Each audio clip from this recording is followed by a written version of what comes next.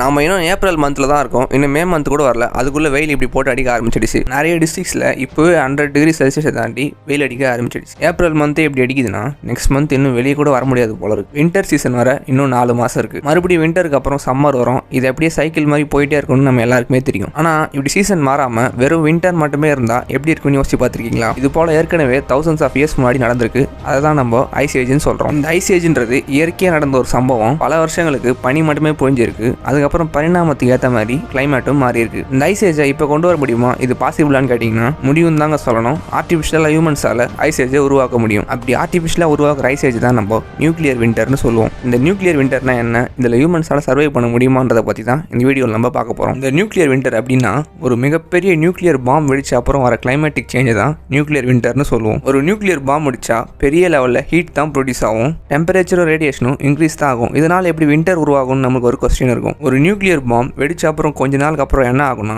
பல கிலோமீட்டருக்கு ஹியூமன்ஸ் அப்புறம் பில்டிங்ஸ் இருந்ததுக்கு அடையாளமே இல்லாமல் தரமட்டமாகிருக்கும். இதோட நிறைய ஆஷ் பார்ட்டிகல்ஸ் எல்லாம் ஒன்னா சேர்ந்து புகையா மாறி நம்ம அட்மாஸ்பியரை சுற்றி மறைச்சிடும். ஒரு குறிப்பிட்ட கிலோமீட்டருக்கு இந்த புகையே பூமியை சூழ்ந்துடும். இதனால சன்லைட் இந்த புகையை தாண்டி பூமியை ரீச் பண்ண முடியாது. அது மட்டும் இல்லாமல் அக்ரிகல்ச்சர் ரொம்பவே பெரிய அளவில் அஃபெக்ட் ஆகும். டெம்பரேச்சர் ரொம்பவே கம்மியாகி ஃப்ரீசிங் டெம்பரேச்சரில் வந்துடும். இந்த சிச்சுவேஷன் இப்படியே கண்டினியூ ஆச்சுன்னா இதை தான் நம்ம நியூக்ளியர் வின்டர்னு சொல்லுவோம். இதில் ஹியூமன்ஸால சர்வை பண்ண முடியுமான்னு கேட்டிங்கன்னா ரொம்பவே கஷ்டம். ஏன்னா நார்மலாக இருக்க கிளைமேட்லேயே ஒரு நியூக்ளியர் பிளாஸ்ட்க்கு அப்புறம் சர்வை பண்ணுறதுன்றது ரொம்பவே கஷ்டமான விஷயம். இதில் ஐஸ் கவர் ஆன அப்புறம் சர்வை பண்ணுன்றது இம்பாசிபிளான விஷயம். இது போல ஏற்கனவே நடந்திருக்கான்னு கேட்டிங்கன்னா நடந்திருக்கு. ஆனால் ஆர்டிஃபிஷியலாக இல்லை, இயற்கையாகவே நடந்திருக்கு. 1815 மவுண்ட் டபோரான்ற ஒரு எரிமலை வெடிச்சதுனால புகையெல்லாம் சேர்ந்து பூமியோட ஸ்ட்ராட்டோஸ்பியர் லேயரில் போய் தங்கிடுச்சு. இந்த புகை எல்லாமே சல்ஃபர் டை ஆக்சைடால் உருவாகியிருக்கும். அதனால் அது ரொம்பவே ஸ்ட்ராங்காக இருக்கும். அவ்வளோ சீக்கிரம் கலைக்கவே முடியாது. இதனால் சன்லைட் பூமிக்கு வராமல் இந்த புகையை அதை தடுத்துருக்கு. இதனோட விளைவாக தான் 1816 சம்மரே இல்லாமல் ஃபுல்லாக ஒரு வருஷம் ஃபுல்லாக வின்டராகவே இருந்திருக்கு. இதனால் மக்களோட லைஃப் ஸ்டைல் பாதிக்கப்பட்டு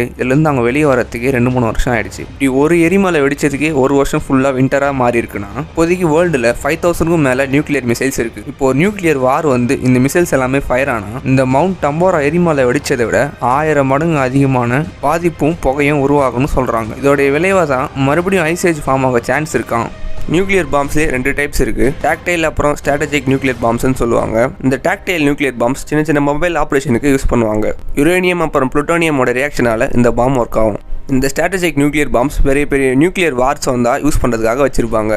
இந்த பாம் பார்த்தீங்கன்னா ட்யூட்டோரியம் அப்புறம் ட்ரிட்டியமோட ரியாக்ஷனால் ஒர்க் ஆகும். இந்த ஸ்ட்ராட்டஜிக் நியூக்ளியர் பாம்பை தெர்மோ நியூக்ளியர் பாம்னு சொல்லுவாங்க.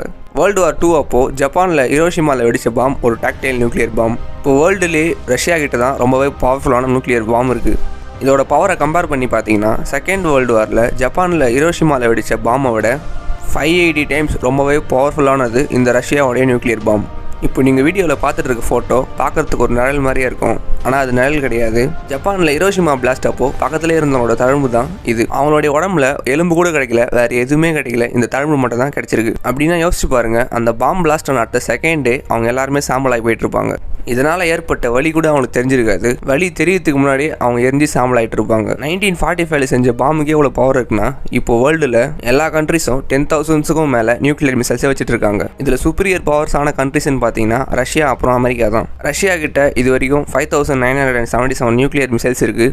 அமெரிக்கா கிட்ட 5428 நியூக்ளியர் மிசைல்ஸ் இருக்குது. ஒரு நியூக்ளியர் வார் ஸ்டார்ட் ஆகி இதெல்லாம் ஃபயர் ஆயிடுச்சுன்னா இந்த வாரில் யார் வின் பண்ணான்னு பார்க்கறது கூட நம்ம யாருமே இருக்க மாட்டோம். இந்த மனித இனமே இருந்ததுக்கு அடையாளம் தெரியாமல் அழிஞ்சு போயிட்டு இருக்கோம். இப்போ வேர்ல்டில் இருக்க சுச்சுவேஷன் பார்த்தீங்கன்னா அப்படி தான் இருக்குது. ரஷ்யா, உக்ரைன், இஸ்ரேல், பாலஸ்தீன் எங்கே பார்த்தாலும் வார்ஸ் போயிட்டு தான் இருக்குது. எந்த டைம் ஆனால் ஒரு நியூக்ளியர் வார் ஸ்டார்ட் ஆக ஹை சான்சஸ் இருக்குது. இப்படி நியூக்ளியர் வார் ஸ்டார்ட் ஆனால் சர்வை பண்ணுறதுக்கு சேஃபான கண்ட்ரி எதுன்னு பார்த்தீங்கன்னா சுவிட்சர்லாந்து தான். சுவிட்சர்லாண்டில் தான் வேர்ல்டுலேயே அதிகமான நியூக்ளியர் பங்கர்ஸ் இருக்குது. அந்த கண்ட்ரியோட என்டையர் பாப்புலேஷனே நியூக்ளியர் பங்கர்ஸ்குள்ளே வச்சு சர்வை பண்ண முடியும். அதுக்காக அவங்க 1978 நிறைய பங்கர்ஸை கட்டி வச்சிருக்காங்க. இந்த பங்கர்ஸ்குள்ளேயே தண்ணி, சாப்பாடு, கம்யூனிகேஷன் கிட்டத்தட்ட 5 monthsக்கு மக்கள் சர்வை பண்ணுற மாதிரி இந்த பங்கர்ஸை கட்டி வச்சிருக்காங்க. மற்ற கண்ட்ரிஸ் ரஷ்யா, அமெரிக்கான்னு பார்த்தீங்கன்னா அவங்களோட லீடர்ஸ்க்கு மட்டும் தான் பங்கர்ஸை கட்டி வச்சிருக்காங்க. எக்ஸாம்பிளுக்கு புட்டின் கிட்ட 2 பங்கர்ஸ் இருக்குன்னு சொல்றாங்க. ரெண்டுமே 300 meters பூமிக்கு அடியில் கட்டி வச்சிருக்காங்க. இந்த பங்கர்ஸ்குள்ள அவரோட சேர்த்து கிட்டத்தட்ட 10,000 people சர்வை பண்ணலாம்னு சொல்றாங்க. என்னதான் நம்ம பங்கர்ஸில் சர்வை பண்ணாலும் அதுக்குள்ள ஒரு 5 to 6 months தான் சர்வை பண்ண முடியும். அதுக்கு அங்கேயும் போதுமான வசதி கிடைக்காது. சர்வை பண்ணுறதே கஷ்டமாயிடும். ஃபர்ஸ்ட் நம்ம சர்வை பண்ணுறதுக்கு தேவையானது 3 விஷயம்: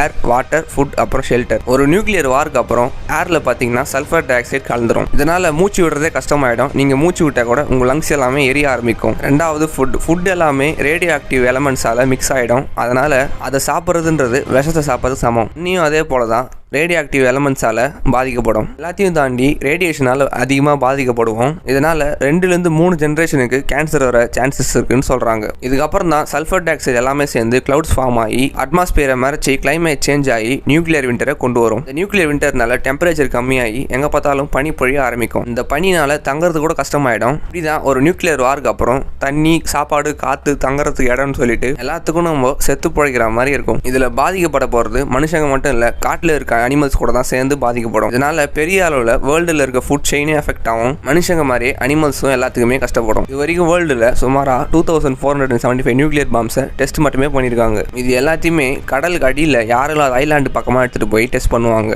April 16 பார்த்தீங்கன்னா இந்தோனேஷியாவில் இருக்க மவுண்ட் ருவாங்கோன்ற வால்கனோ வெடிச்சிருக்கு. இதனால அந்த ஊருக்கு சுனாமி அலர்ட் விட்டு அங்கிருந்த மக்கள் எல்லாரையும் வெளியேற்றிருக்காங்க. 70,000 இயர்ஸ் முன்னாடி இதே இந்தோனேஷியாவில் டோபான்ற ஒரு பெரிய எரிமலை வெடிச்சிருக்கு. இந்த எரிமலை வெடிச்சது தான் எர்த் ஹிஸ்டரியில் இது வரைக்கும் நடந்த வெடிப்பிலே பெரிய வெடிப்புன்னு சொல்றாங்க. இதோட எஃபெக்ட் எப்படி இருந்திருக்குன்னா கிட்டத்தட்ட 1000 நியூக்ளியர் பாம்பை ஒரே டைம்ல ஃபயர் பண்ணா எப்படி இருந்திருக்கும் அது போல இருந்திருக்குன்னு சொல்லியிருக்காங்க. இந்த தோபா எரப்ஷன் தான் பல ஆயிரம் வருஷத்துக்கு முன்னாடி ஐஸ் ஏஜ் ஃபார்ம் ஆகிறதுக்கே ஒரு ரீசனா இருந்திருக்கும்னு சொல்லிட்டு ஒரு தியரி இருக்கு. இது இயற்கையா நடந்த விஷயம். இப்போ ஒரு நியூக்ளியர் வார் வந்தா இதே போல பாதிப்பு தான் வரும். அதனால நியூக்ளியர் விண்டர் கிரியேட் ஆகி ஆர்டிஃபிஷியலா ஒரு ஐஸ் ஏஜ் ஃபார்ம் ஆக வாய்ப்பு இருக்கு. ஆனா அதை சர்வை பண்ணணுன்றது இம்பாசிபிளான விஷயம். இந்த வீடியோ இன்ட்ரெஸ்டிங்கா இருந்தா உங்களுக்கு லைக் பண்ணுங்க. தேங்க்யூ.